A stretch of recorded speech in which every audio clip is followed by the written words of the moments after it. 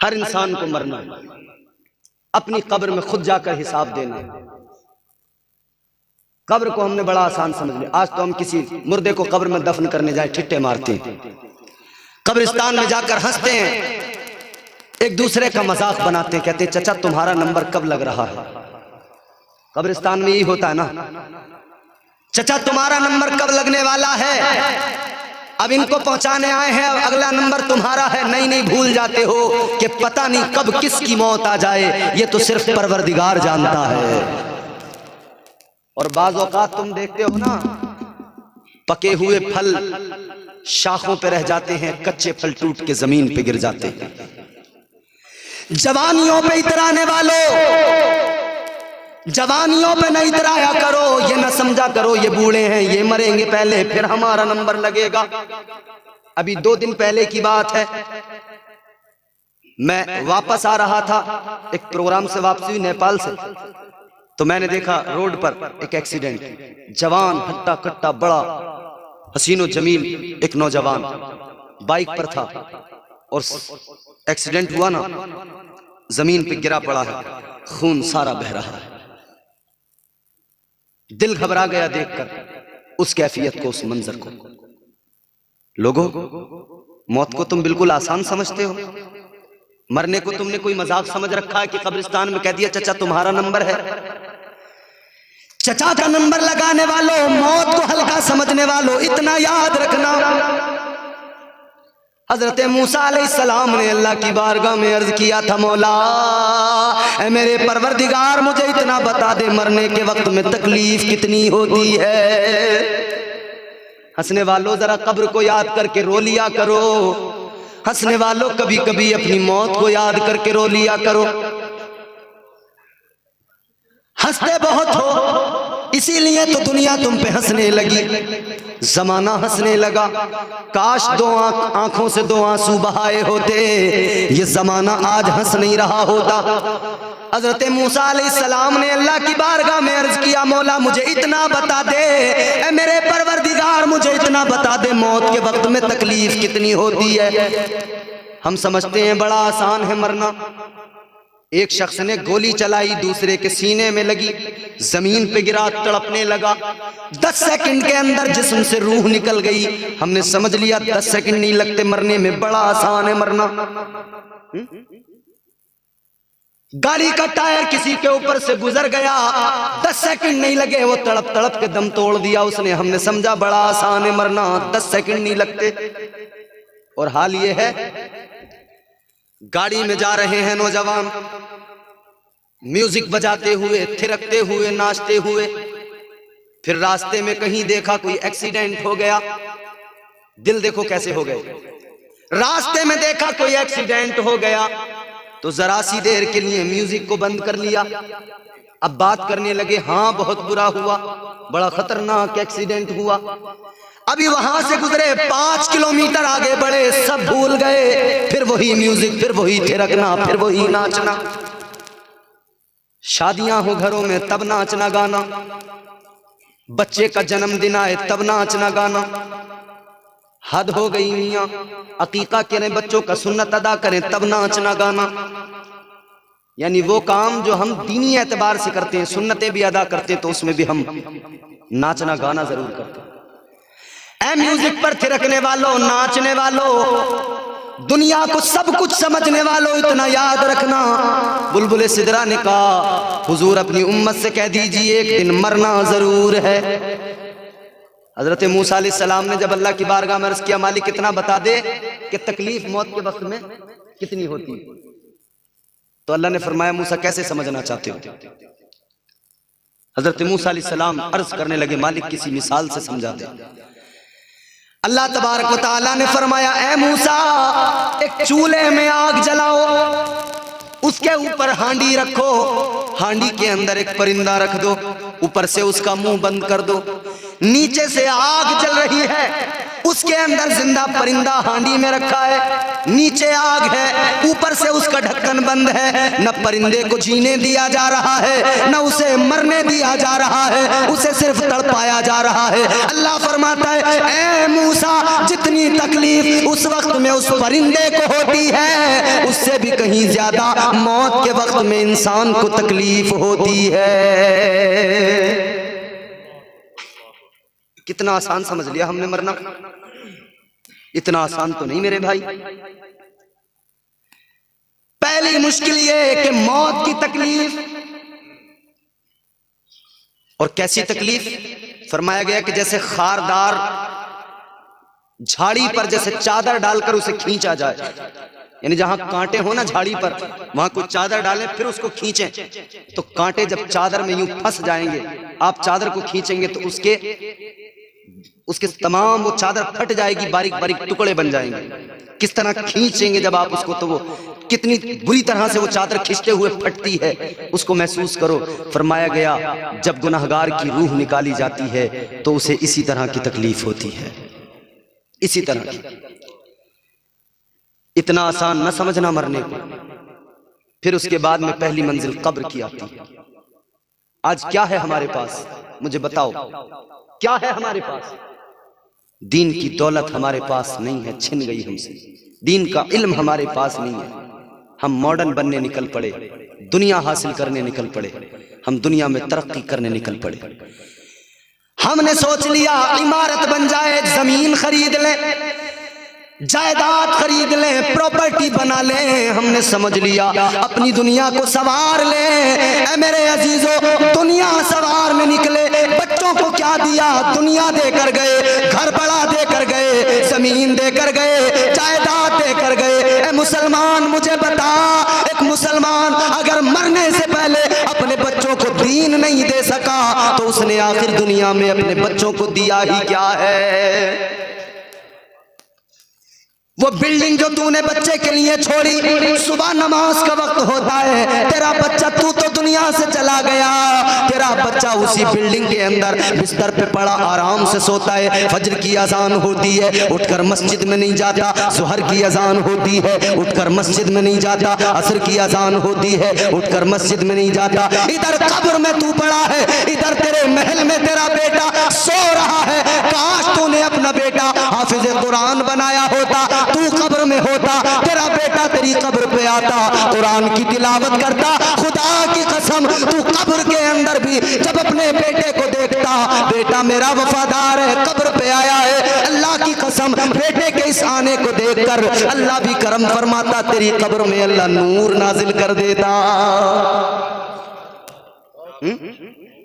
और मेरे हुजूर की तो हदीस है, मेरे मुस्तफ़ा ने तो फरमाया, फ़अंज़लल्लाहु तआला अला अहलिल क़ुबूरी कामसालिल जिबाली मिन दुआए अहलिद दुनिया। मेरे मुस्तफ़ा फरमाते हैं, अल्लाह ताला जिंदों की दुआओं की बरकत से मरने वाले की कब्र में पहाड़ों के बराबर नूर नाजिल कर देता है। कितना नूर नाजिल करता है? पहाड़ों के बराबर। पहाड़ कितने बड़े होते हैं? पहाड़ों के बराबर अल्लाह कब्र में नूर नाजिल करता है। ऐ मेरे सुन्नी जन्नती मुसलमानों, गौर करो, अल्लाह कब्र में नूर नाजिल करता है, कब्र में उजाला होता है, कब्र में रोशनी होती है। फिर वो इंसान जो गुनाहगार था, जो सियागार था, अल्लाह की बारगाह में अर्ज करता है, मेरे मौला, मेरे परवरदिगार, मैं तो गुनाहगार था, मुझ पर तो अजाब हो रहा था, ऐ मौला मेरी कब्र में नूर कहां से आया? ऐ मौला मेरी कब्र में रोशनी कहां से आई? अल्लाह की बारगाह में अर्ज करता है, मौला ये मेरे साथ में क्या हुआ? अल्लाह मेरी कब्र में उजाला कहां से आया? अल्लाह फरमाता है, इस्तिग़फ़ार वलदिका लका, परवरदिगार आलम फरमाता है, ऐ मेरे बंदे, जो तूने दुनिया में अपना बेटा छोड़ा था, आज तेरे बेटे ने हाथों को उठाया, मेरी बारगाह में दुआ करने लगा, मेरी रहमत ने गवारा न किया, मेरी गैरत ने गवारा न किया। जिसका बेटा बाप की मग़फ़िरत के लिए दुआ करे, मैं उसके बाप की कब्र में अजाब करूं। उधर तेरे बेटे ने दुआ की, इधर मैंने उसकी दुआ की बरकत से तेरी कब्र में नूर नाजिल कर दिया है। नारे तकबीर, नारे रिसालत, मसलके आला हज़रत। तेरी कब्र में मैंने उजाला कर दिया है, बिइस्तिग़फ़ार वलदिका लक। अल्लाह फरमाता है, ये तेरी कब्र में रोशनी इसलिए है कि तेरे बेटे ने हाथों को उठाया। इस बच्चे का क्या नाम है हजरत? अहमद रजा। माशाअल्लाह, नाम भी कितना प्यारा है, अहमद रजा। निस्बत बरेली वाले से है, निस्बत बरेली वाले से है। और यकीन करें इस नाम की बरकत इस बच्चे की जिंदगी में ये होगी कि ये मुस्तफ़ा का आशिक बनेगा, झूमता नजर आएगा। नाम भी प्यारा, काम भी प्यारा। काम क्या? कुरान की तिलावत करना।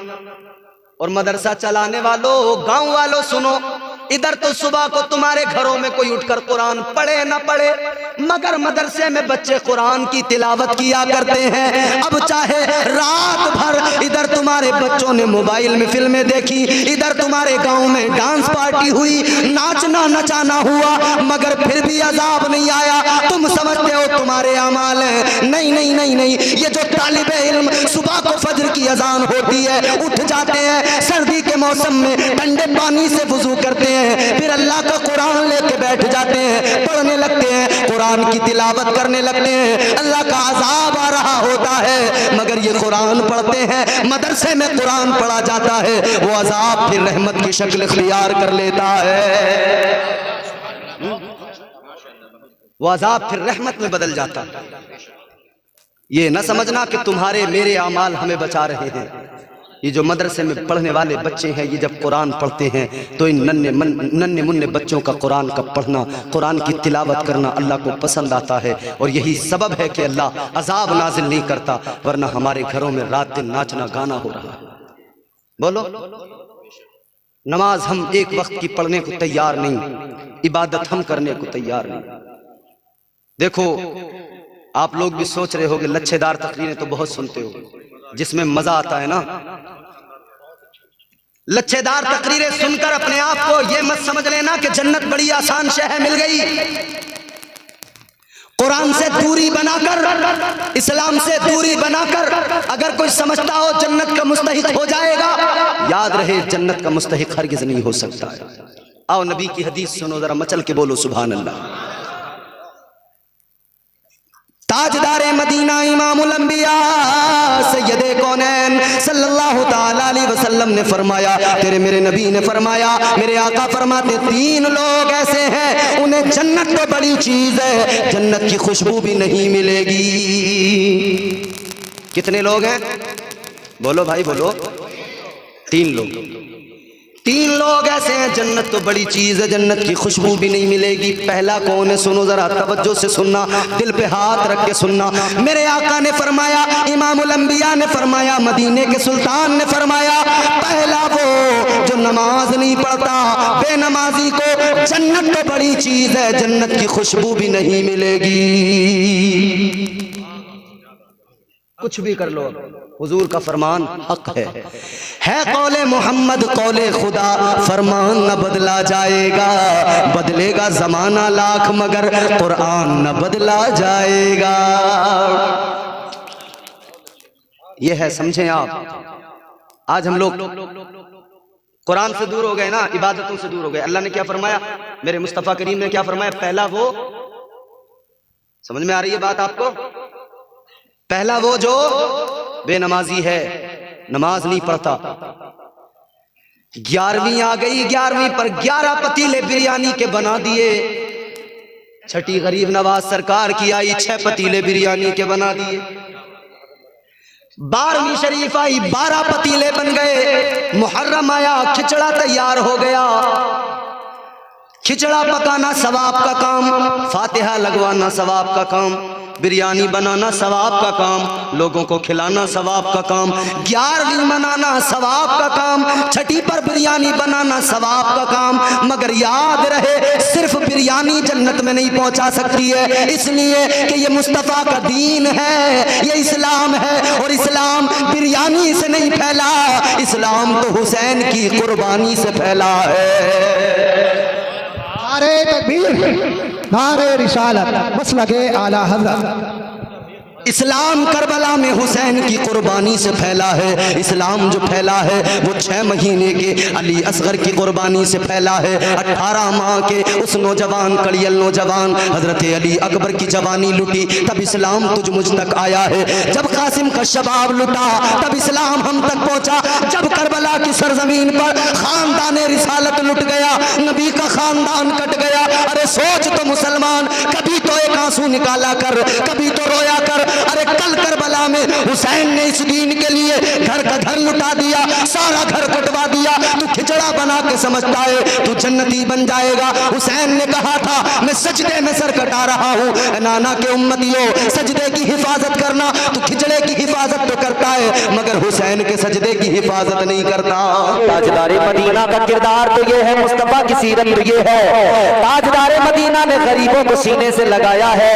मुस्तफा जाने रहमत ने गरीबों से प्यार किया है। कमजोरों का आका सहारा बने हैं। मुस्तफा ने कमजोरों को सीने से लगाया है। ये ताजदारे मदीना का किरदार है। जब आका ने बिलाल को अपनी मोहब्बत का जाम पिला दिया, फिर उमैया कहता था ऐ बिलाल मुस्तफा का नाम न ले, मदीने वाले आका का नाम न ले। मगर बिलाल पे जुल्म तो होते रहे। बिलाल का जवाब एक ही था। हजरत बिलाल को मार मार कर उमैया बिन खलफ कहता था ऐ बिलाल आका का नाम न ले। बिलाल कहते थे ऐ उमैया याद रख ले, तू मेरे जिस्म के टुकड़े टुकड़े कर दे, मेरे जिस्म की बोटी बोटी कर दे। हजरत बिलाल ने फरमाया ऐ उमैया याद रखना, जब तक बिलाल के जिस्म में जान रहेगी मोहम्मद की मीम पे कुर्बान रहेगी।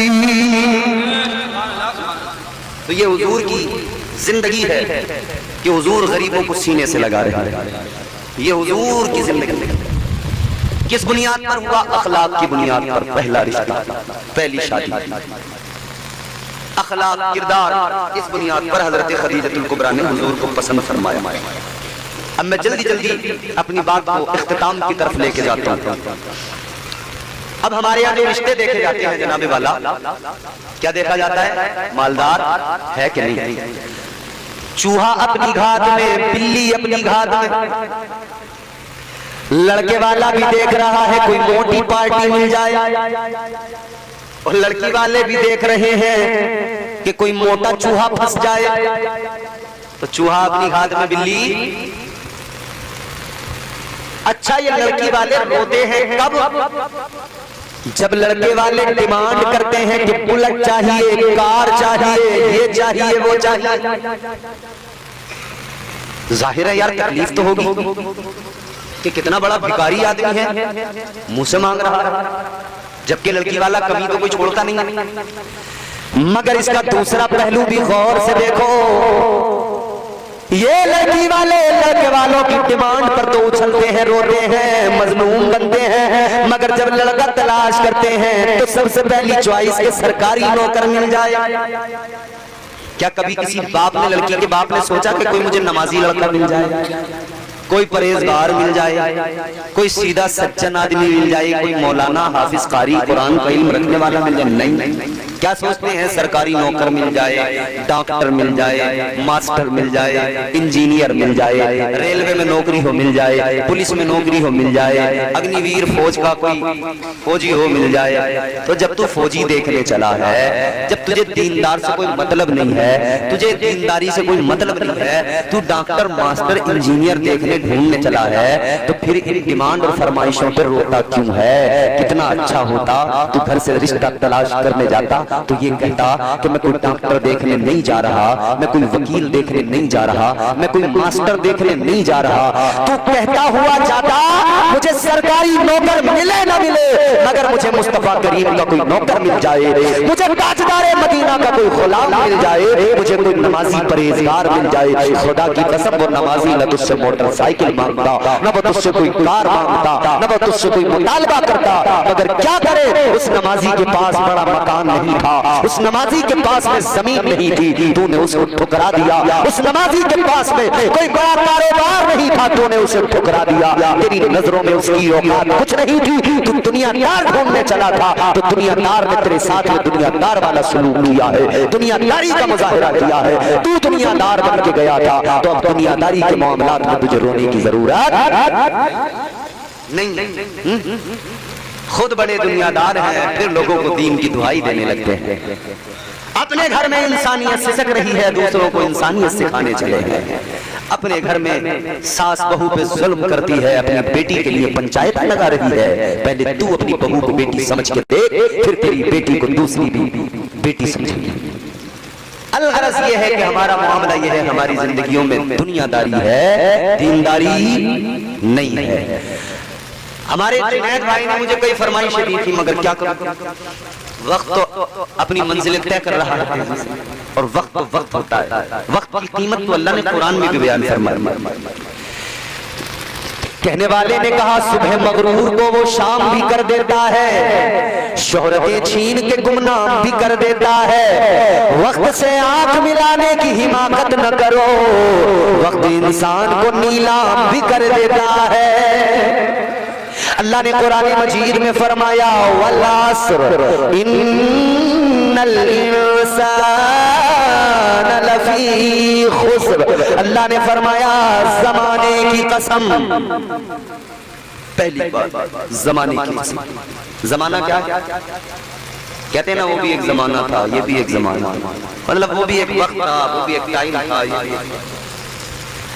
तो लिहाजा कुरान मजीद के अंदर अल्लाह ने वक्त की अहमियत को बयान किया। अल्लाह जब कसम उठाता है किसी भी चीज की, तो गोया रब उसकी अहमियत को बयान फरमाता है, उसकी अहमियत को अल्लाह वाज़े फरमा दिया करते। अल्लाह ने फरमाया जमाने की कसम, वक्त की कसम, फिर फरमाया इन्नल इंसान लफी खुस्र।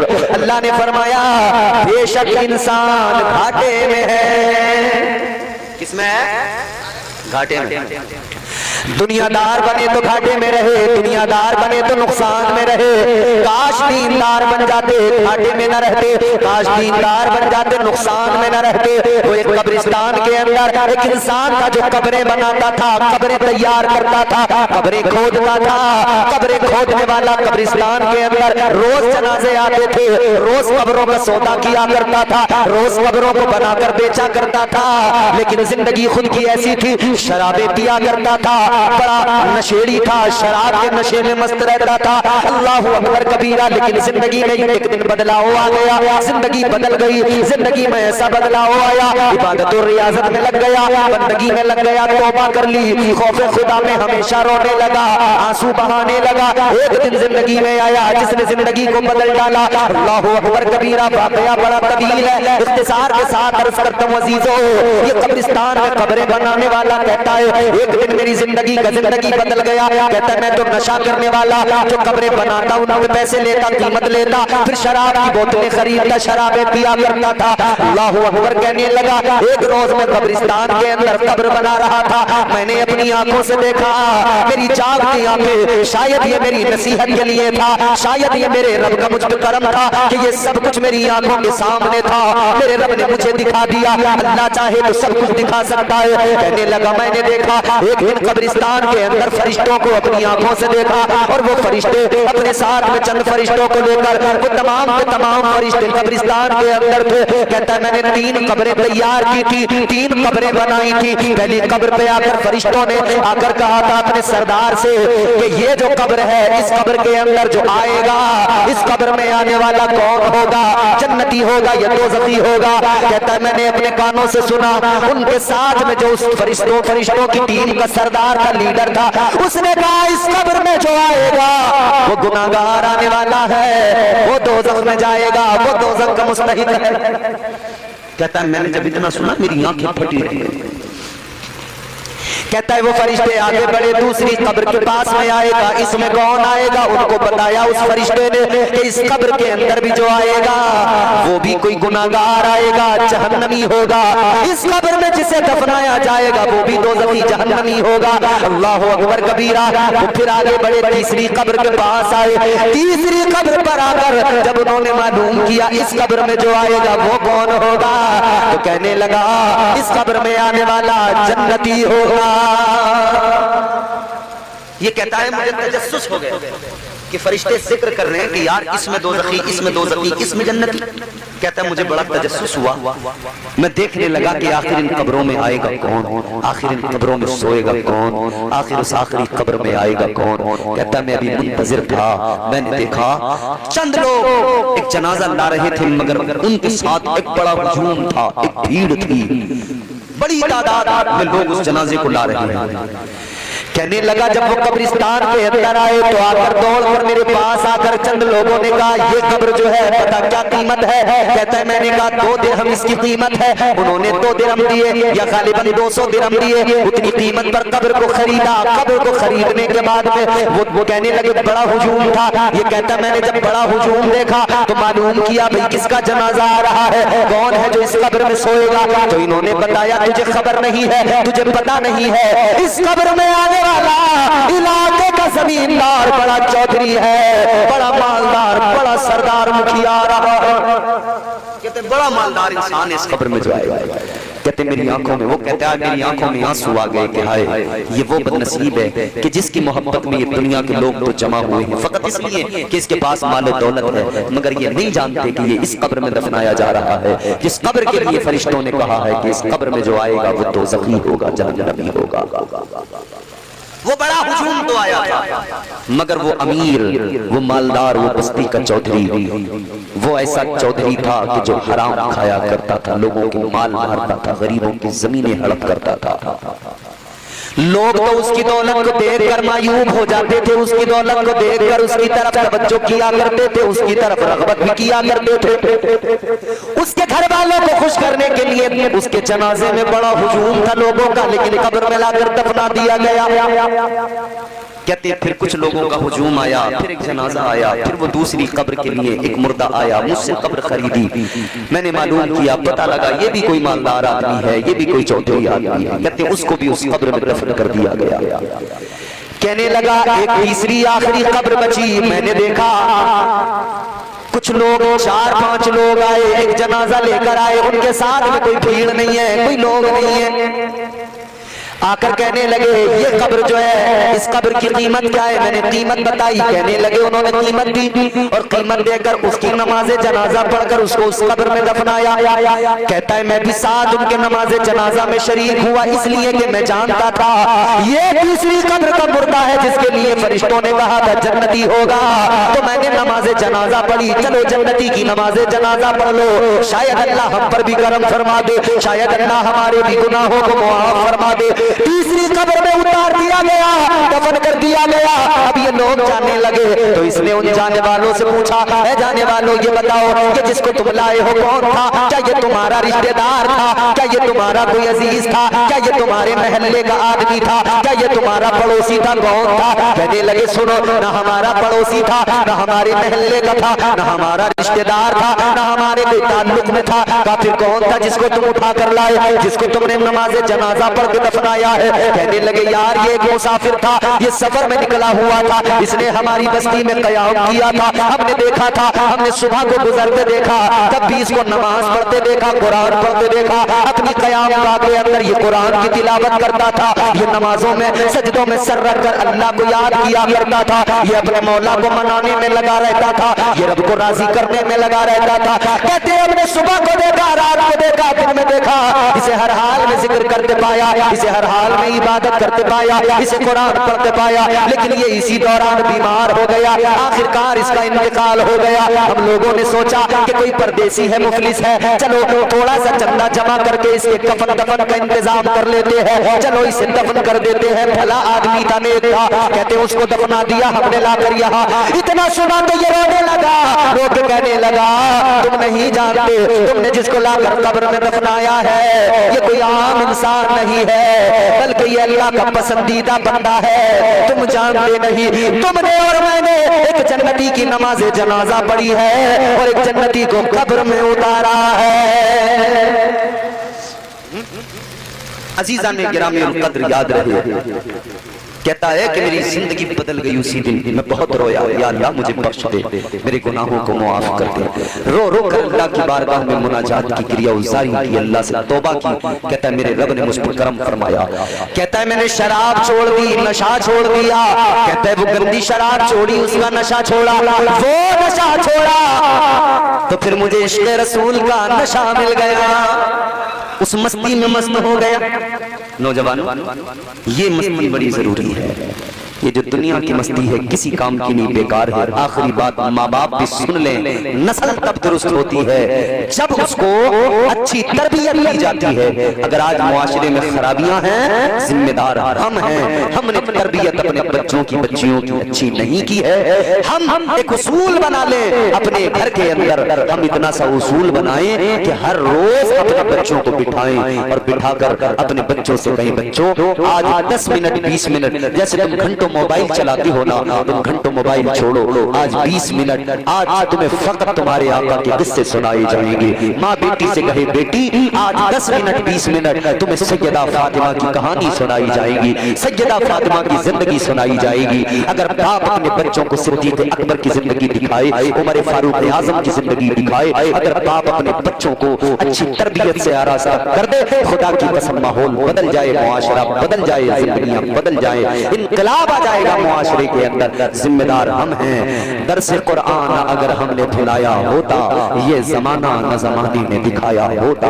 हुजूर की जिंदगी सामने है, तरीके मुस्तफा को छोड़ना है वजह बर्बादी, इसी से कौम दुनिया में हुई बेइख्तिदार। अपनी हुजूर की सीरत को अपनाओ, शादियां करो तो सुन्नत के मुताबिक करो। शादी में सिर्फ निकाह होता है, निकाह को ही शादी कहा जाता है। बाकी ये बैंड बजाने, ये तुम्हारे रातों रात जागना, ये तुम्हारे मंडे रचाने, ये तुम्हारे यहाँ पर हुजूम लगाने, बैंड बाजे बजाकर रात रात भर नाचना, ये डीजे बीजे बजाकर नौजवानों को थिरकना, ये शादियों में सब का सब दुनियादारी की बुनियाद पर ये सब वो काम शामिल किए गए जिनसे अल्लाह भी नाराज होता है, पैगंबर खुदा भी नाराज होते हैं। अजीजों, इन सारे कामों को बालाए ताक रखो। निकाह जरूरी है। फरमाया अल्लाह ताला ने कुरान मजीद में, जब तुम्हारे बच्चे बालिग हो जाएं तो तुम उनका निकाह कर दो। मतलब ये कि बच्चों को बालिग होते ही तुम देखो कि अब ये शादी के लायक है, मेंटली तौर पर भी, फिजिकल उसको देखना, फिजिकली तैयार है, मेंटली तैयार है, अब देर ना लगाना, उसकी शादी कर देना। इसलिए कि जब शादी में देर होती है तो फिर ये गुनाहों के रास्ते पे चल पड़ता है। बेटी हो या बेटा, जब शादी में देर होगी, भाई बच्चा बालिग हो गया, अब उसके अंदर ख्वाहिशात बेदार होने लगी, शहवत बेदार होने लगी। बच्चा जैसे ही बालिग हो, मेंटली फिजिकली तैयार हो जाए तो ये इंतजार न करो कि पैरों पे खड़ा हो जाए, ये इंतजार न करो कि अब ये पहले कारोबार कर ले, बिजनेस कर ले, ये कर ले, वो कर ले। नहीं, निकाह इजाजत से अब मैं गुफ्तगू का आगाज कर रहा हूँ। मोहब्बत से कहीं सुभान अल्लाह, सुभान अल्लाह। ताजदारे मदीना वालिए कायनात मुस्तफा जाने रहमत, प्यारे आका ने मुस्कुराकर फरमाया, फरिश्ते इन सब चीजों की गिनती कर सकते हो, इन सब चीजों का शुमार कर सकते हो।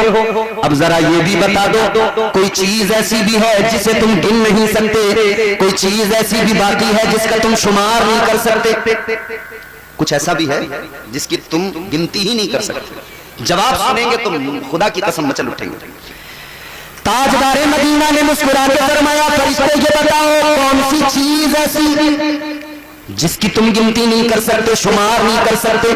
फरिश्ता आका की बारगाह में अर्ज करने लगा, या रसूल अल्लाह, आसमान से गिरने वाली बारिश की एक बूंद का शुमार कर सकता हूँ, सारे दरख्तों का दुनिया में जितने मौजूद है उनका शुमार, उनके एक पत्ते का शुमार कर सकता हूँ। कहने लगा, या रसूल अल्लाह, मगर हाँ, आपको उम्मती अगर एक मर्तबा मोहब्बत के साथ में आप पर दुरूद पाक होता है, आप मैं गिनती नहीं कर सकता, शुमार नहीं कर सकता कि अल्लाह ताला उस पर कितनी रहमतें नाजिल करता है। नारे तकबीर, नारे रिसालत, नारे हैदरी, नारे गौसियत, मसलके आला हजरत, फैजाने आला हजरत, जश्न शादी खाना आबादी, माशाअल्लाह माशाअल्लाह। तो कितनी रहमतें अल्लाह नाजिल करता है। अब यहाँ गिनती खत्म हो जाती है, अब यहाँ ज़ौक़ देखा जाता है, इश्क देखा जाता है, मोहब्बत देखी जाती है, फिर यहाँ गिनती खत्म हो जाती है।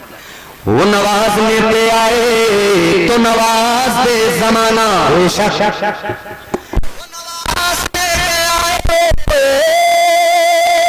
नवाज दे जमाना, वो करीम ही जो ठहरा तो करम का क्या ठिकाना। नारे तकबीर, नारे रिसालत, मसलके आला हज़रत, फैज़ाने आला हज़रत, फैज़ाने औलिया इकराम, माशाअल्लाह। जवाब नहीं है हज़रत, माशाअल्लाह माशाअल्लाह।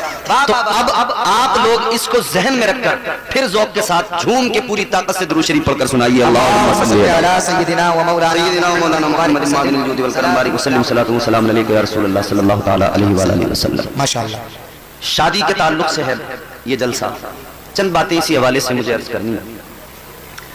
परवरदिगार आलम खालिक कायनात रब्बुल अलम यज़ल व ला यज़ाल ने कुरान मजीद में फरमाया, लक़द कान लकुम फी रसूलिल्लाहि उस्वतुन हसना।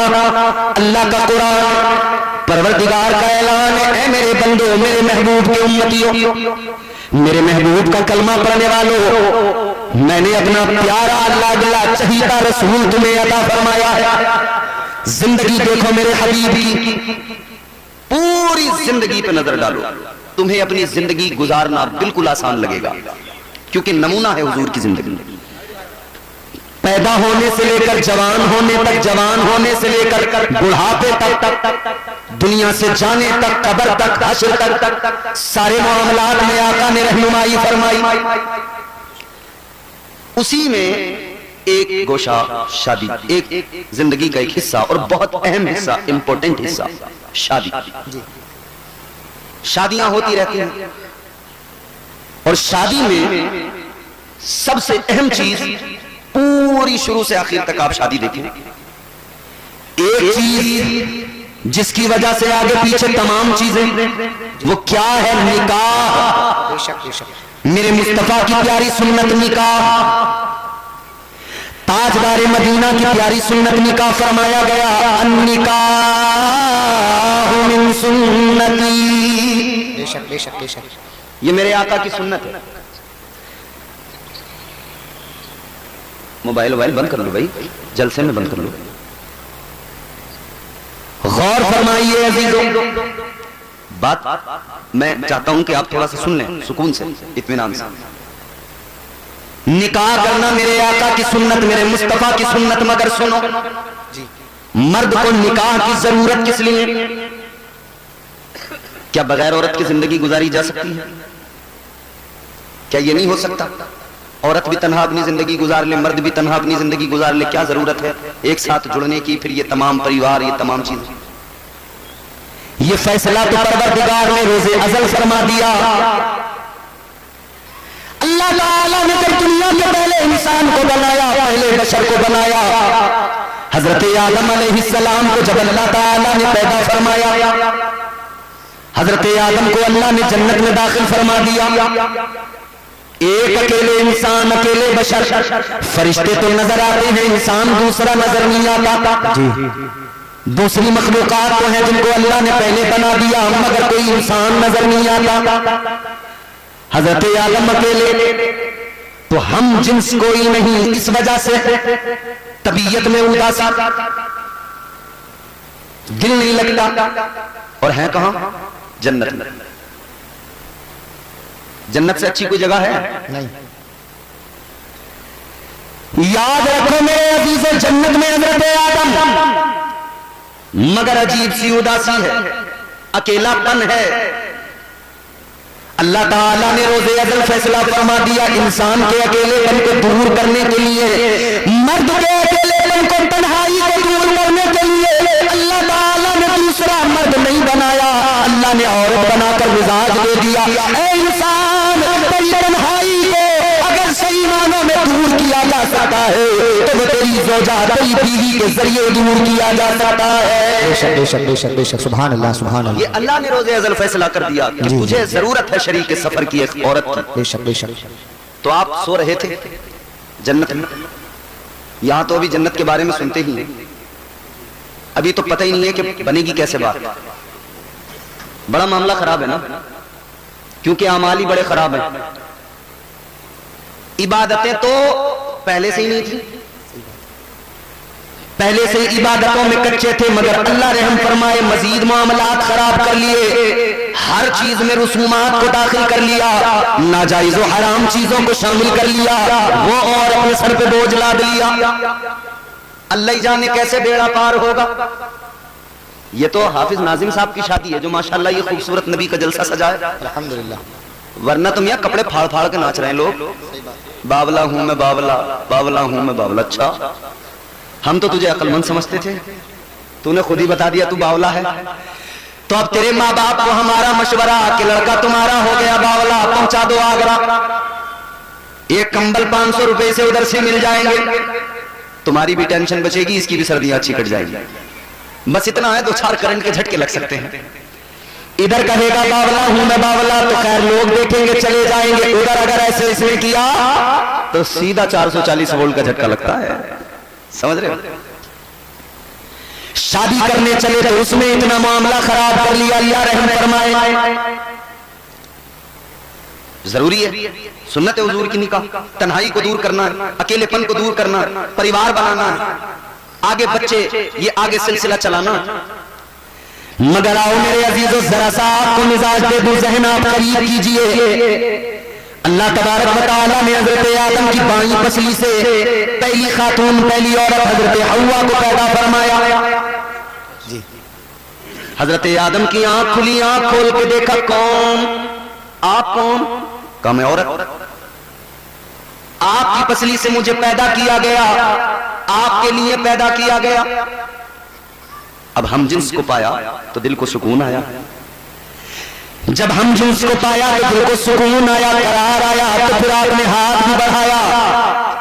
अल्लाह ने फौरन हुक्म सादिर फरमाया, आदम हाथ न लगाना, करीब न जाना। या अल्लाह मेरे लिए पैदा किया, फिर हाथ क्यों ना लगाऊं? जब मेरे लिए पैदा किया तो क्यों हाथ ना बढ़ाऊं? परवरदिगार आलम ने फरमाया, आदम पैदा तो तुम्हारे लिए किया है, तुम्हारी ही पसली से पैदा किया है, मगर सुनो अभी हव्वा तुम पर हलाल नहीं है। अल्लाह ताला ने फरमाया, हव्वा भी तुम पर हलाल नहीं। या अल्लाह कैसे हलाल होगी? अल्लाह ने फरमाया पहले मेहर अदा कर दो। या अल्लाह कैसे अदा करूं, मेरे पास क्या देना है? अल्लाह ने फरमाया, आदम माल दौलत खजाना सोना चांदी नहीं देना जी। अल्लाह का महर ये कि तुम मेरे महबूब पे 10 मरतबा दुरूद पाक कर दो, महर अदा हो जाएगा। सुभान अल्लाह, सुभान अल्लाह, नारे तकबीर, नारे रिसालत, मसलके आला हजरत, फैजाने आला हजरत, माशाअल्लाह माशाअल्लाह। दुरूद पाक 10 मरतबा पढ़ दो, महर अदा हो जाएगा। अजीजों, पता लगा बगैर महर के निकाह इम्पॉसिबल। ये निकाह का बहुत ही जरूरी हिस्सा, बगैर निकाह, बगैर महर के औरत हलाल ही नहीं होगी। मगर हमारे यहां महर की बात आती है तो लड़के की औकात से ज्यादा महर उसके सर पे बांध दिए जाते हैं, और वो इसलिए कि 4 पहिया जो ले रहे हैं, अरे कि जो होगा देखा जाएगा। उस टाइम, उस वक्त तो जोश जोश में आ रही है बोलेरो, स्कॉर्पियो, बांध दो जितने बांधने। अब बाद में लड़के की हालत ये, बच्चों का हाल देखे या बीवी का वो लाखों रुपए का महर अदा करे। मगर नौजवानों याद रखना, ये महर अदा करना जरूरी है। ये जो ख्याल है ना लोगों का कि बस आप माफ करवा लो, क्यों माफ करवा लो? तो कोई फकीर है, भिखारी है।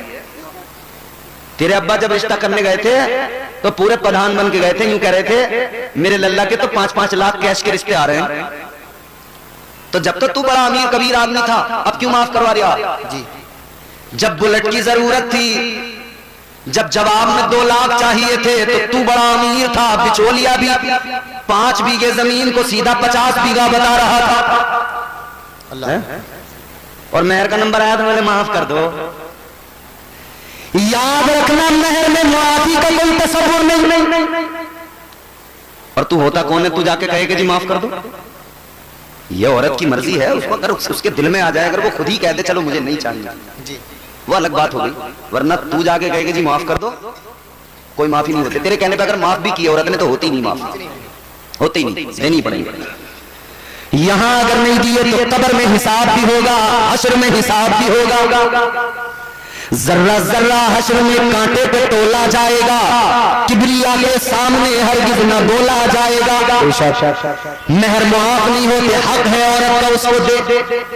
और फिर देने के बाद ऐसा भी कोई चक्कर नहीं है कि अगले दिन कहना लीजिए उधर पैसे दे दिए, वो जरूरत पड़ रही है, तेरा हक ही नहीं रहा उन पैसों पर।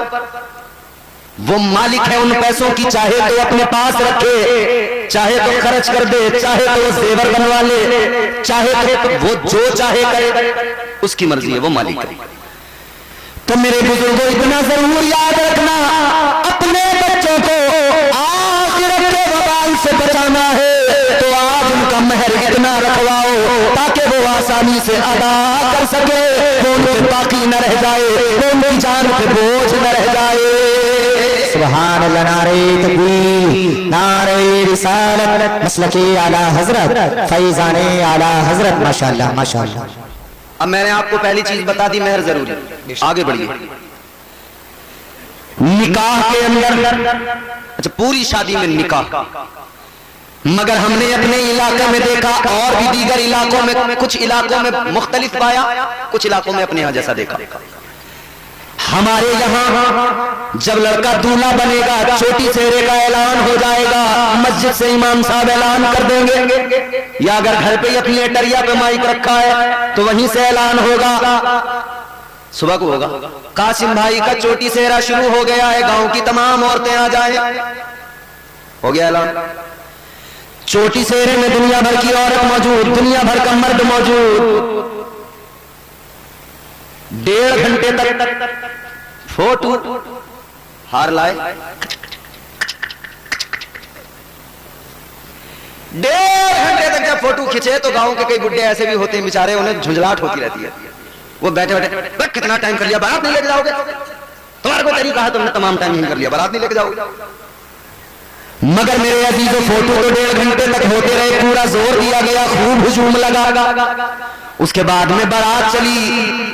अगर हाफिज साहब की जैसी बारात तो चलो बगैर डीजे वीजे के, मगर कई बार ऐसी बारातें हैं जो पूरी मौज मस्ती धूम धड़ाके के साथ चलती हैं, और मियाँ पूरे कर्रो फर के साथ बारात निकली, 2 घंटे इन्होंने तबीयत से डीजे बजाया, पहले गांव में, गली गली में, फिर इन्होंने शर्टें उतार उतार के घुमा दी लड़कों ने, ऐसे करके शर्टें उतार उतार खूब नाचे। जब नाच नाच के जाप आ गए, जब इन्हें हालत खराब हो गई तो अब बोले बारात लेके चलो, खूब भीड़ भाड़ रही। बारात लेके पहुंचे तो भूखे थके हारे, क्योंकि पहले बड़ी मेहनत कर ली थी, थक के गए, जाते ही जो खाने पे टूट के पड़े, इधर ये खाने पे टूटे, उधर लड़की के बाप का सांस रुकने लगा, ऊपर नीचे ऊपर नीचे। अल्लाह खैर फरमाए, कहीं बेइज्जती ना हो जाए, डरता है यार आदमी। अब इन्होंने खाया तबीयत से, फिर कोई पेड़ के नीचे, कोई इधर कोई उधर, कोई किसी बैठक पे, कोई दुकान के आगे, कोई कहीं कुर्सी डाले हुए, कोई गुटखा, कोई सिगरेट, कोई बीड़ी फूंक फांक के 1 घंटा, और बातें मिला के रफू चक्कर। कोई अपनी बुलेट से आया, कोई अपनी ट्रॉली लेके आया, कोई अपना कार लेके आया, भाई इन्होंने खाया पिया और कोल्ड ड्रिंक पी और सिगरेटें उड़ाई, धुएं निकाले, और बाद में सबके सब रफू चक्कर। अब रह गए 10 आदमी निकाह के लिए। अबे निकाह के चक्कर में तो ये सारा कुछ तुमने किया था, तो जो असली चीज थी उसे छोड़ के सब भाग गए। भाई आप किसी के इंतकाल में जाते हैं तो मतलब क्या होता है कि नमाज जनाजा में हमें पहुंचना, यही तो होता है। नमाज जनाजा में पहुंचने का मतलब कि हम जाकर नमाज जनाजा पढ़ेंगे, मरहूम के लिए दुआए मग़फ़िरत करेंगे। अगर दुआए मग़फ़िरत कर ली, नमाज जनाजा पढ़ ली, दिल को तसल्ली हो गई, हम उसकी तदफीन में शरीक हुए। मैंने मिसाल दुआ कर, आप किसी के निकाह में जा रहे हैं, आपने तो दुआ ही नहीं की उसके लिए। दुआ का वक्त कब था? जब निकाह हो रहा था। निकाह के बाद में इमाम साहब हाथ उठा के दुआ कर रहे थे, 5-7 लोग बैठे थे, उसमें भी 2-4 छुआरों के चक्कर में बैठे थे। अगर छुआरों का ये लालच ना होता तो वो भी कब के निकल गए। अजीब तमाशा है, निकाह के लिए सारा इंतजाम और निकाह में लोग आए। याद रखना, निकाह में शिरकत जरूरी। ये पूरे इलाके के लिए मैं कह रहा हूं बात, और पूरे मुल्क के लिए कह रहा हूं। शादी में आने का मतलब इतना सा बना लो, जो हमारे निकाह में शामिल हुआ बैठा, बस उसे मानो कि वो शादी में आया, और जो निकाह की महफिल में नहीं बैठा, समझो ही मत कि वो आया तुम्हारी शादी में। बस समझो वो तो खाना खाने आया था, वो मुंह दिखाने आया था, वो खाना खाने आया था, वो आया चला गया। शादियां करो मगर तरीका मेरे मुस्तफा की बारगाह से सीखो। ताजदार मदीना ने शादियों का तरीका अपनी उम्मत को सिखाया है। तो निकाह के वक्त में शरीक रहें जरूर। अब कल को कासिम भाई की बारात जाएगी, जाओगे बारात में, गांव के लोग हैं, कुछ रिश्तेदार, कुछ गांव वाले, तो खा के भाग आओगे या रुकोगे निकाह में? हाँ, परसों को फोन करके इनसे आबिद नाज़िम से पूछूंगा तुम्हारे गांव वालों ने मेरी बात पर कितना अमल किया। हाँ, मालूम करूंगा मैं इनसे। आज से अहद कर लो, जब किसी की शादी में जाएंगे निकाह में जरूर शरीक होंगे, निकाह में शरीक होके दुआ में शरीक होंगे। उस वक्त की दुआ हमारे लिए भी, दूल्हा दुल्हन के लिए भी अल्लाह कबूल फरमाएगा, तो हमारा भी बेड़ा पार, उनकी भी जिंदगी खुशगवार। तो निकाह में शामिल हो जाइए। अब मसला यह है कि निकाह जरूरी था, मगर हमारे यहाँ निकाह से पहले तमाम दुनिया भर की रस्में पूरे जोर देकर उनको किया जा रहा है। और अल्लाह रहम फरमाए, शुरू जब रिश्ता होता है ना, झूठ वहीं से शुरू हो जाता है, पहले ही दिन से, जब से बुनियाद रखी जा रही है। बिचौलिया जैसे ही आया, बोले हाजी जी करना रहे लड़के का ब्याह। बोले अभी याद आ रहा जरा मेरा, रिश्ते तो बहुत आ रहे हैं, अभी एक 5 लाख कैश दे दिया था, मैंने मना कर दिया। अच्छा, इसका मतलब जानते हो, बता रहा है 5 लाख से नीचे वाला करने का मेरा इरादा है नहीं। अगर तो फिर अब अगर बिचौलिया इस हैसियत का रिश्ता लाया है तो वो कहता है हाजी जी 5 लाख की क्या बात कर रहे हो, हम दिलवाएंगे, करो रिश्ता। तो फिर सहम जाता है कि अच्छा कहाँ है। जैसे इसके दिल को खुशी मिली ना कि मामला सही है, बोले कहाँ है। अब बिचौलिया यहां से झूठ बोलना शुरू करेगा, पहले ही शुरुआत झूठ से। बिचौलिया कह रहा लड़की ऐसी है, देखते ही भूख भाग जाएगी। और जब देखने पहुंचे तो कई लोग ऐसे भी मामलात होते हैं कि उनकी वाकई भूख ही भाग जाती है, 2-3 दिन उनसे खाया ही तो नहीं जाता। अरे बोले बड़ा झूठा आदमी कहाँ ले। और बिचौलिया तो बसते टांगे, अभी तुमने देखे कहाँ खूंखार वाले बिचौलिया, ये तो अभी कपड़ों वालों से वास्ता पड़ा है, एक जोड़ी कपड़े, थोड़ा सा नाश्ता, थोड़ा सा खाना, बस बेचारे इसी में खुश हैं हमारे वाले। तो वो झोला टांगे हुए जो बिचौलिया चल रहे हैं डायरी लेके। एक बिचौलिया मुझे आजमगढ़ में मिला, मुझे रिसीव करने आया आजमगढ़। अब रास्ते में लोग आते हैं तो उनसे दुआ सलाम होने के बाद में मालूम ही कर लेते हैं साहब क्या नाम है, क्या काम है। मैं बोला जनाब आपका नाम, उन्होंने नाम बताया। मैंने कहा आप क्या करते हैं? बोला मैं रिश्ते कराता हूं। तो मैंने कहा ये तो रिश्ते आप कराते हैं, अच्छी बात है, काम क्या है? बोले यही काम है मेरा। अब मैं थोड़ा सा हैरान भी हुआ, मुझे इंटरेस्ट भी आया कि इनसे जरा तफसील मालूम करूं। तो मैंने कहा कैसे, क्या तरीका? बोले ये रही डायरी, इसमें लड़के वाले आते हैं तो उनकी पूरी जानकारी नोट कर लेता हूं, लड़की वाले आते हैं तो उनकी पूरी लिख लेता हूं, फिर जिसका जिससे मेल मिलता देखता हूं उसी का मेल मिलाता हूं। मैंने कहा इसमें तुम्हारा चार्ज क्या? बोले अगर जिले के अंदर है तो 5000, जिले के बाहर है तो 10,000। जिले की बाउंड्री क्रॉस हुई 10,000। मैंने कहा यार कितने रिश्ते करा देते हो महीने में? बोले मैं तो तीसरे चौथे दिन एक ना एक रिश्ता करा ही देता हूं। मैंने कहा तेरा कारोबार बड़ा अच्छा चल रहा है, तेरे काम पे तो ना कोई जीएसटी है ना टैक्स है, कुछ भी नहीं है, दनादन कमा रहा है तू तो।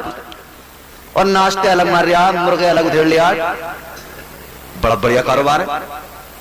अच्छा कुछ लोग बिचौलियों से उकताए तो उन्होंने फिर अपने लिए बिचौलिया का काम इंटरनेट से लिया, वहां पे वेबसाइटें बन गई मैरिज के लिए, marriage.com, मैरिज ब्यूरो बन गए, बड़े बड़े दफ्तर खुल गए शहरों में। लेकिन मसला यह है कराइए अच्छा काम है, एक दूसरे के साथ एक दूसरे को जोड़ना अच्छा काम है, रिश्ते कराइए जरूरी है। मगर बिचौलियों एक बात याद रखना, झूठ बोल के रिश्ते न कराना।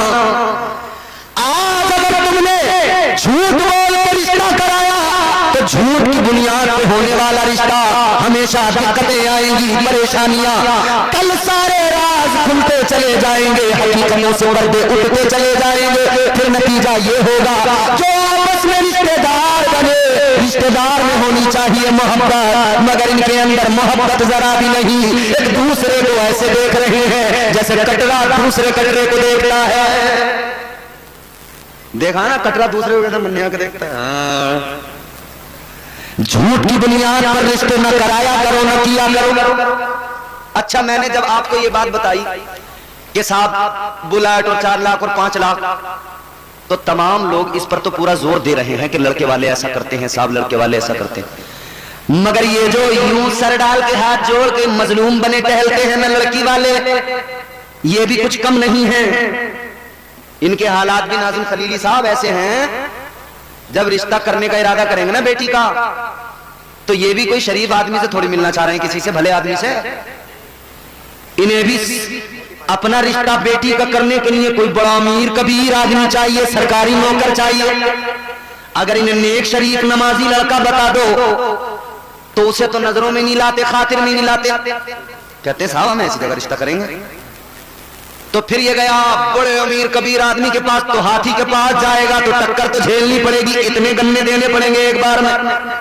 है? खुराक तो ज्यादा है ये हाथी की। तू गए क्यों था हाथी के पास? अब रो यार हाथी के पास जाके के कहां से खिलाऊं इतना, अब तो तुझे खिलाना पड़ेगा। बेटी का रिश्ता करने गया तो ख्याल ये बहुत बड़ा मालदार मिल जाए, सरकारी नौकर मिल जाए। थोड़ी बहुत कमी भी होगी तो कहेगा कोई बात नहीं, ऐसा तो होता रहता है थोड़ा बहुत। शरीफ आदमी में हो, गरीब आदमी चाहे थे ना शरीर जितना ने उसमें ऐब नजर आते हैं, और मालदार में चाहे जितने ऐब हो वो बड़ा साफ नजर आता है।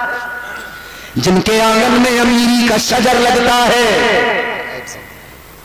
ये अलमिया है।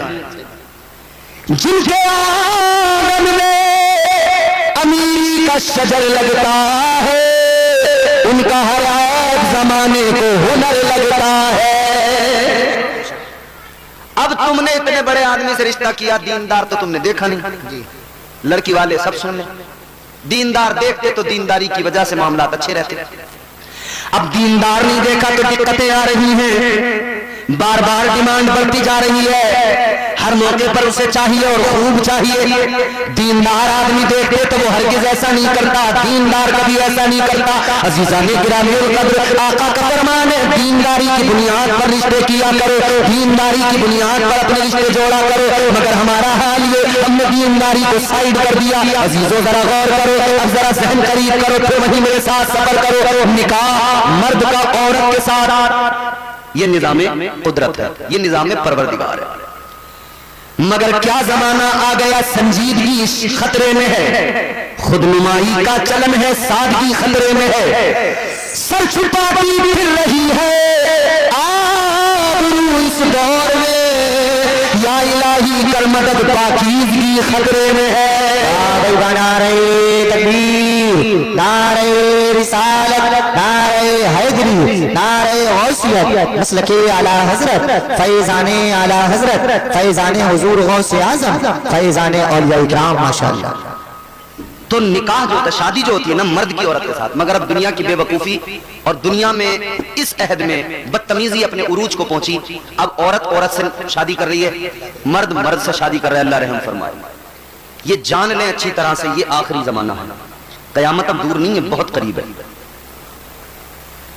पक्का इल्म तो अल्लाह और उसका रसूल जाने, मगर इतना जरूर है, हालात ये हैं कि अब कयामत बहुत दूर नहीं। नए नए फितने आ रहे हैं, नई नई चीजें हो रही हैं, तमाम अलामात, तमाम निशानियां तकरीबन पूरी हो गई। बस वो बड़ी बड़ी जो निशानियां हैं, दज्जाल का आना, याजूज माजूज, ये जो चीजें हैं बड़ी निशानियां, ये बाकी हैं, बस वो पता नहीं कब ये सब पूरी हो जाए। हालात ये हो गए, मर्द मर्द से, औरत औरत से। एक जगह तो 4 बच्चों की मां भाग गई, किसी मर्द के साथ नहीं, औरत के साथ भागी। सोचें आप, हम कहां हैं इस वक्त, क्या क्या हो रहा है। और ये मैं तुम्हें कोई गैर मुस्लिमों की बात नहीं बता रहा, ये वाली जो बताई है मैंने, 4 बच्चों की मां जो भागी, ये मुसलमानों में भागी। अल्लाह रहम फरमाए, हम सब की अल्लाह हिफाजत फरमाए, हमारी नस्लों की अल्लाह हिफाजत फरमाए। अल्लाह ताला ने मिजाज दे दिया रोज़े अज़ल, पहला इंसान बनाकर, उनके बाद में पहले मर्द हजरत आदम को बनाकर दूसरा इंसान जो बनाया वो औरत को बनाया, हजरत हव्वा को अल्लाह ने पैदा फरमाया। अब यहां पर एक चीज और आपकी खिदमत में अर्ज कर दूं, अल्लाह ने हजरत आदम को पैदा किया, दूल्हा भी नाजिम है और नाजिम भी नाजिम है, नतीब भी नाजिम है, इधर नाजिम है इधर भी नाजिम है, दोनों तरफ नाजिम है। एक शादी जो हुई है उसमें दूल्हा है, एक स्टेज के दूल्हा आज के जलसे में। अज़ीज़ाने गिरामीउल क़द्र गौर फरमाइए, अल्लाह ताला ने हजरत हव्वा को पैदा फरमाया कहां? जवाब जन्नत में। बोलो कहां? जोर से बोलो। जन्नत में। जितने लोग थक गए हैं वो जोर से बोले। मतलब थके नहीं हैं, अभी नहीं थके ना। और कैसे थक सकते हैं यार, हुजूर का जिक्र है। बेशक बेशक। हुजूर के जिक्र में भी कभी कोई आशिक थक सकता है? कुरान सुनकर भी कोई थक सकता है? अल्लाह रसूल की महफिल में भी कोई थक सकता है? नहीं ना। तो जोर से बोलिए ना सुभान अल्लाह, सुभान अल्लाह। हाथ उठा के कहिए ना या रसूल अल्लाह। हुजूर को पुकारते रहिए, हुजूर को पुकारने से खुदा की कसम नाम भी चलेगा, काम भी चलेगा इंशाअल्लाह। बेशक बेशक। और हम इसीलिए कहते हैं तेरे नाम के सहारे, तेरे नाम के सहारे, तेरे नाम के सहारे मेरा नाम चल रहा है, तेरे नाम के सहारे, तेरे नाम के सहारे, तेरे नाम के सहारे मेरा नाम चल रहा है, तेरे नाम के सहारे मेरा नाम चल रहा है, तेरा नाम ले रहा हूँ, तेरा नाम ले रहा हूँ, मेरा काम चल रहा। सुभान अल्लाह। माशाअल्लाह।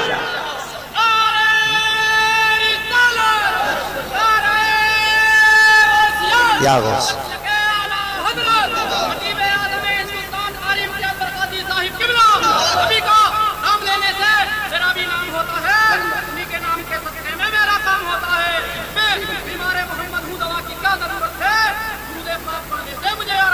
सुभान अल्लाह। नारे तकबीर, नारे रिसालत, नारे हैदरी, मदह रसूल नाम मौलाना नूरुद्दीन साहिब किबला। माशाअल्लाह। ये आज भी हमारे यहाँ अल्हम्दुलिल्लाह दीवाने मौजूद है। बोलिए ना सुभान अल्लाह।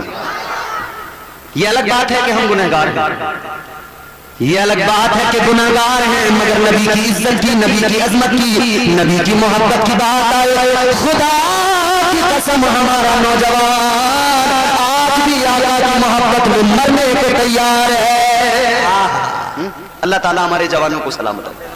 तेरा नाम ले रहा हूँ, मेरा काम चल रहा है, तेरे नाम के सहारे मेरा नाम चल रहा है। नात शरीफ तो आप मेरे बारे में इनसे सुनेंगे, ये है बेहतरीन नात पढ़ने वाले, अच्छा लबु लहजा। मैं तो बस चाहता हूं कि मैं भी अपना नाम इस फहरिस्त में लिखवा ही लूं, एक दो शेर सुना ही लूं।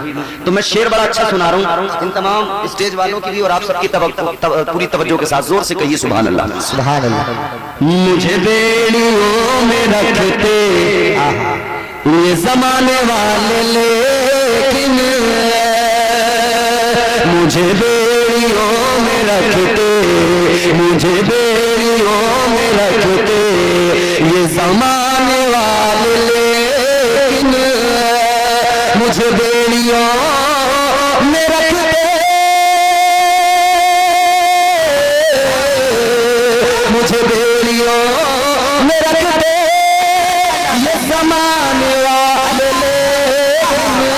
तेरे जिक्र का है सदका, तेरे जिक्र का है सदका ये गुलाम चल रहा है। नारे रिसालत, नारे हैदरी, नारे गौसियत, मसलके आला हज़रत, जश्न शादी खाना आबादी जिंदाबाद जिंदाबाद। तेरे जिक्र का है सदका आका, तेरे जिक्र का है सदका ये गुलाम चल रहा है, तेरे नाम के सहारे मेरा नाम। चैनल वालों आप भी बोलो सुभान अल्लाह। ये महबूब भाई ऐसे ही बोलना है आपको, मोहसिन भाई। एक बहुत ही खूबसूरत शेर है और हमारा अल्हम्दुलिल्लाह हम सुन्नी मुसलमान हैं। हम हुजूर की बारगाह में बाद खड़े होते हैं, फिर सलातो सलाम पढ़ते हैं। मुस्तफा जाने रहमत पे लाखों सलाम, शम्ए बज़ में हिदायत पे लाखों सलाम, शहर यारे इरम ताजदारे हरम, नौबहारे शफाअत पे लाखों सलाम। ये बरेली के कलंदर का सलाम। ये मकबूल भी बहुत है और चुभता भी बहुत है। मकबूल इतना कि हर जबान एक खास व आम पर है, चुभता इतना है, इतना चुभता है कि जितने भी बदअकीदा होते हैं ना उनके चेहरों पे सरवटें पड़ जाती हैं। समझ रहे हो? तो फिर घबराने लगे, अरे ये क्या है। मगर मेरे आला हजरत का सलाम, बरेली के ताजदार का सलाम हुजूर की बारगाह में मकबूल है, इसीलिए तो पूरी दुनिया में इसको पढ़ा जा रहा है। इसको जहन में रखें। फिर शेर सुनिए। तेरे नाम के सहारे मेरा नाम चल रहा है। जिसका चलता है बस वही बोलेगा। जिसका हुजूर के नाम के सदके नहीं चल रहा, बिल्कुल आराम से खामोश बैठेगा। तेरे नाम के सहारे मेरा नाम चल रहा है।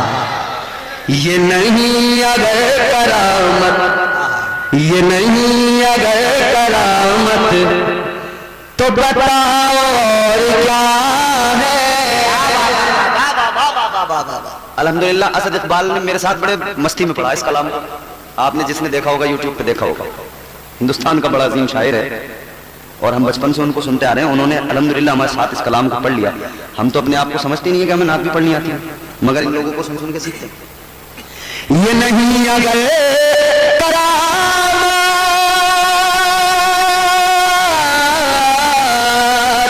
ये नहीं अगर करामत तो बताओ और क्या है।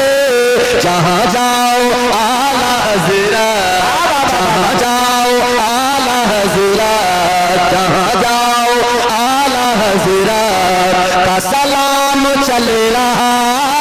नारे तकबीर, नारे रिसालत, नारे हैदरी, नारे गौसियत, मसलके आला हजरत, फैजाने आला हजरत, सलामे आला हजरत, कलामे आला हजरत, फतावे आला हजरत, सवाने आला हजरत, जिंदाबाद जिंदाबाद। जहाँ जाओ आला हज़रत, जहाँ जाओ आला हज़रत का सलाम चल रहा है। अल्हम्दुलिल्लाह हमारा हुजूर के जिक्र के सदके नाम काम सब चलता है। जब हम अल्लाह और उसके रसूल का जिक्र सुनते हैं तो दिल को आराम आता है, क्योंकि अल्लाह का खुद कुरान में ऐलान है, दिल का इत्मीनान, सुकून, सुकून कल्ब अगर चाहिए तो करना क्या है, काम एक है। परवरदिगारे आलम खालिक़े कायनात रब्बे लम यज़ल व ला यज़ाल ने कुरान मजीद में फरमाया, अला बिज़िक्रिल्लाहि तत्मइन्नुल क़ुलूब। अल्लाह ने फरमाया दिलों को सुकून जो मिलता है तो अल्लाह के जिक्र से मिलता है। बेशक बेशक ये जो सुभान अल्लाह बार बार बोल रहे हो, अल्लाह की बाकी ऐलान कर रहे हो, याद रखना दिल को भी सुकून मिलेगा और जिंदगी भी प्यारी खुशगवार हो जाएगी। सुभान अल्लाह सुभान अल्लाह सुभान अल्लाह। तो अल्लाह ताला ने औरत को बनाकर मिजाज दिया कि औरत को मर्द के साथ ही रहना है और मर्द औरत एक साथ रहेंगे, तभी इंसानियत को फरोग मिलेगा, तभी जो है वो सिलसिला इंसानियत आगे बढ़ेगा। मगर अजीजो अल्लाह ने औरत को जन्नत में पैदा किया, क्यों? मुफस्सिरीन इकराम फरमाते हैं औरत को पैदा अल्लाह ने जन्नत में किया, कई वजूहात हैं। दो वजह आपके सामने रखता हूं, फिर आगे दो तीन बातें और करके गुफ्तगू को खत्म करता हूं। मोहब्बत से बोलिए सुभान अल्लाह सुभान अल्लाह। मुफस्सिरीन इकराम फरमाते हैं अल्लाह ताला ने औरत को जन्नत में इसलिए पैदा फरमाया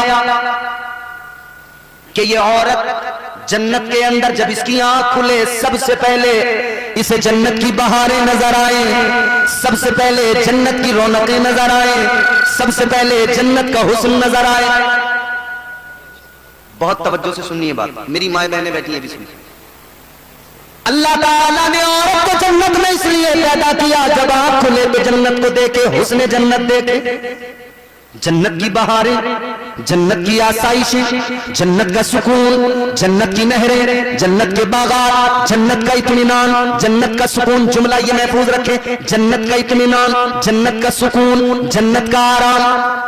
अल्लाह ताला ने औरत को जन्नत में पैदा किया। अल्लाह ये जुमला सुनो और दिलों में महफूज करो। अल्लाह ताला ने औरत को जन्नत में पैदा करके मिजाज दिया, ए औरत जन्नत का सुकून आराम देख ले, क्योंकि तुझे दुनिया में जाना है, अपना एक घर बसाना है। आज जन्नत का सुकून और आराम देख कर जा, ताकि जब तू अपना घर बनाए तेरे घर में भी इतना ही सुकून और आराम हो।